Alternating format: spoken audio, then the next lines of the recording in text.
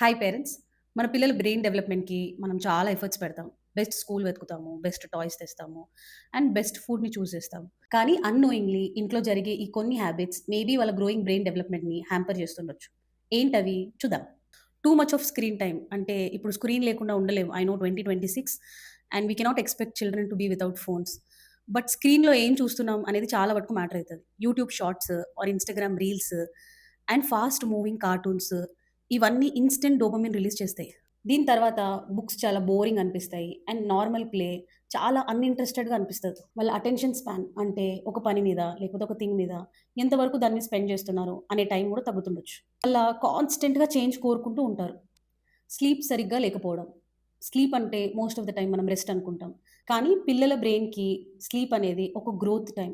ఈ టైంలో brain మెమరీస్‌ని organise చేసుకుంటది. కొత్త లెర్నింగ్స్‌ని స్టోర్ చేస్తూ ఉంటది. అండ్ ఎమోషన్స్‌ని రెగ్యులేట్ చేయడానికి హెల్ప్ అవుతది. Late nights and irregular sleep patterns next day వాళ్ళ బిహేవియర్‌ని చాలా ఇంపాక్ట్ చేస్తది. కాన్స్టెంట్‌గా బ్యాక్‌గ్రౌండ్‌లో టీవీ నడవడం.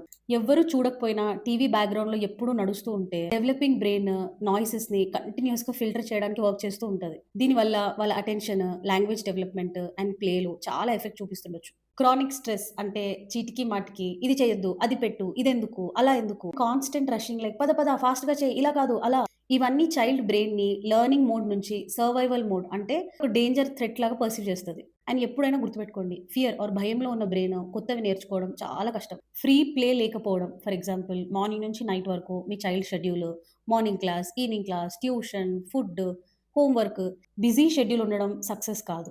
పిల్లలకి బోర్డమ్ గూడా ఇంపార్టెంటే. ఆ బోర్డమ్‌లో ఇమాజినేషన్ పెరుగుతది. క్రియేటివిటీ వస్తది. అండ్ కొత్తవి చేయాలని ఇంట్రెస్ట్ పెరుగుతది.